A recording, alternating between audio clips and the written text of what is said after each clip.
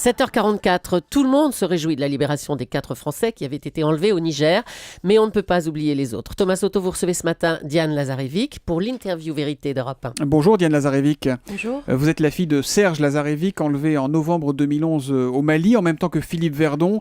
Philippe Verdon qui lui a malheureusement été retrouvé mort en juillet dernier, tué d'une balle dans la tête. J'imagine, Diane Lazarevic, que vos sentiments à vous ce matin, ils sont forcément un peu partagés, contente pour ceux qui sont en train de rentrer et toujours plus inquiète pour votre père. Oui, effectivement, je suis très contente qu'il soit libéré. Je les envie, j'envie les familles, j'aurais aimé être présente là-bas aussi et que mon père soit libéré. Je suis également très en colère contre le gouvernement qui m'avait assuré il y a 2 mois de ça que s'il y avait libération, il y aurait libération pour les otages de Areva et pour mon père qui sont détenus par AQMI et que le négociateur en place négociait pour les 5. Et vous avez eu le gouvernement, vous avez eu des membres du gouvernement depuis hier ou de l'administration pour vous expliquer pourquoi votre père n'est pas dans cet avion qui rentre à Villacoublay ? Non, apparemment, dans quelques semaines, ils reviendront un peu vers moi pour me dire pourquoi les négociations pour mon père auront échoué, chose à laquelle je ne crois pas du tout. Je pense qu'il n'y a absolument pas eu de négociation pour mon père. Et comment vous expliquez ça, vous, Diane Lazarevic ? Eh ben, les otages de Areva, il y a une entreprise derrière, il y a une puissance. Mon père, c'est un anonyme. Il y aura peut-être une libération plus tard, mais à l'heure actuelle, la priorité, c'était ces otages-là. Et on précise que Thierry Doll, Pierre Legrand et Marc Ferré travaillaient pour Vinci, Daniel Laribe travaillait pour Areva. Vous, votre père, il est parti à son compte, en quelque sorte. Il était là-bas en voyage d'affaires privé. Il a été enlevé dans son hôtel. C'est pas le même contexte. Ça s'est pas passé au même moment. Non, effectivement, oui, dans la nuit du 24 novembre 2011, il était enlevé dans son hôtel. Il était parti pour un projet de cimenterie avec Philippe Verdon. Et en quoi le fait d'avoir une grosse entreprise derrière peut jouer selon vous ? L'argent. C'est-à-dire ? L'argent, la puissance. Areva est une grosse entreprise. Il y a beaucoup d'argent, beaucoup d'enjeux. Mon père, lui, derrière, il n'y a pas d'entreprise, il n'y a rien. Donc vous êtes en train de nous dire en fait que, contrairement à ce qu'a dit Jean-Yves Le Drian, le ministre de la Défense, pour vous, il y a eu un versement de rançon, vous pensez, pour les 4 milliards ? Le Quai d'Orsay m'a bien dit il y a 2 mois que la France ne paierait pas, mais que sûrement Areva le ferait. Ce sont les mots du Quai d'Orsay. C'est-à-dire qu'il y a un habillage de façade qui dit on ne paye pas, on ne donne pas d'argent, le gouvernement français ne donne pas d'argent, mais il y a quand même des sommes d'argent en échange des otages. C'est votre conviction profonde ? En tous les cas, le Quai d'Orsay m'a dit Areva paiera, mais ça ne sera pas la France. Enfin, Areva et la France, c'est quand même...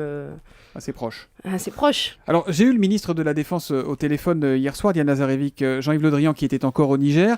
Je lui ai demandé si effectivement le fait d'avoir une grosse entreprise derrière soi aidée était un vrai plus. Je vous propose qu'on écoute la réponse de Jean-Yves Le Drian.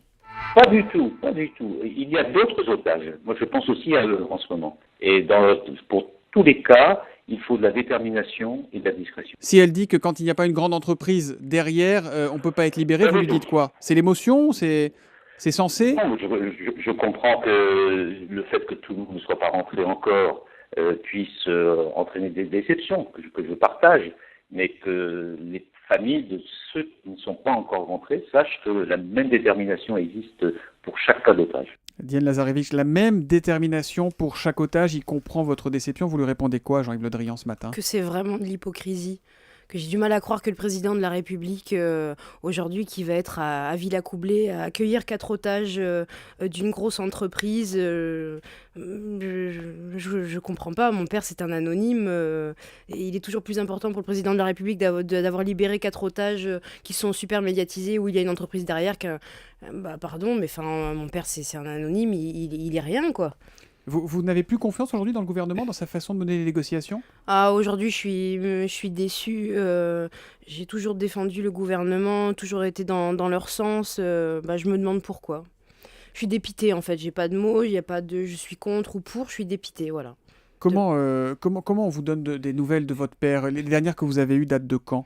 Hier soir, du coup, j'ai demandé où était mon père. Comme toujours, ils ne savent pas ou on peut pas me le communiquer. Il faut que j'attende les résultats. Enfin, moi, hier soir, les résultats, ils étaient pas là. Hein. Oui, les résultats n'étaient pas là. Et donc, vous voulez couper les liens ? Quel est le sens de votre présence ce matin ici ? C'est quoi le message que vous voulez faire passer ? C'est quoi ? C'est un cri ? C'est un moment de désespoir ? C'est de la colère ? Ouais, il y a beaucoup de colère... contre le gouvernement, entre autres le Quai d'Orsay, parce que c'est avec eux que j'ai des contacts, bien que ça aille plus haut que le Quai d'Orsay. Mon cri, c'est moi aussi, j'ai envie d'être à Villacoublay, moi aussi j'ai envie d'accueillir mon père et j'attends et j'aimerais que le gouvernement arrête de mentir ou en dise un peu plus. Je demande pas à ce qu'on me raconte tout, je sais bien qu'il y a plein de choses de secrètes, mais je vois pas ce que ça leur coûte de me dire où ils se trouvent actuellement, dans quel pays, à quel endroit. Et vous dites ce matin, assumons le fait de payer, disons que nous allons payer, puisque c'est ce qui se passe de toute façon en sous-main, ça faciliterait les choses? De toute façon, s'ils ont payé, c'est honteux. C'est honteux. Oui, c'est honteux. Ah bah Parce donc que vous dites... non, mais ma position a toujours été celle-là. Je ne suis contre le paiement de rançon. Je n'ai pas envie que... c'est alimenter le terrorisme, c'est faire en sorte que Al-Qaïda continue à prendre des gens en otage et que d'autres gens soient dans la souffrance, et je ne souhaite cette souffrance-là à personne. Donc vous dites qu'il faut quoi, tenter une opération militaire pour aller chercher votre père? C'est ça? Je ne peux pas répondre à cette question. Non, parce qu'on ne comprend pas très bien votre position là sur la rançon, en fait. Vous dites Qu'ils ils ont obtiennent payé... la libération, mais je ne suis pas pour le paiement de rançon. Il y a d'autres moyens de libérer, il y a les prisonniers, il y a d'autres moyens. En tous les cas, pour le paiement de rançon, je suis contre. Ça fera 2 ans, le 24 novembre, que votre père est otage d'AQMI. J'imagine que c'est quelque chose qui vous obsède tous les jours dans votre quotidien? Oui, tous les jours. C'est difficile. Dans la vie personnelle, c'est difficile. Comment vous tenez? Vous continuez à travailler? Comment ça se passe? Non, je travaille pas, j'ai 2 enfants en bas âge, je m'occupe d'eux, donc c'est sûr, c'est une bouffée d'air et ils me tirent parfois des moments où je peux être sombre. J'essaye d'être le mieux entourée possible et puis voilà. Merci beaucoup Diane Lazarevic d'être venue témoigner en direct ce matin sur Europe 1. On comprend évidemment votre émotion autour de la situation de votre papa. On rappelle qu'il reste 7 otages français dans le monde, dont votre père, 2 au Sahel, 1 au Nigeria, 4 en Syrie, dont nos 2 amis d'Europe 1, Didier François et Édouard Elias. Didier et Édouard auxquels on pense forcément encore un petit peu plus fort que d'habitude ce matin. Merci Diane Lazarevic.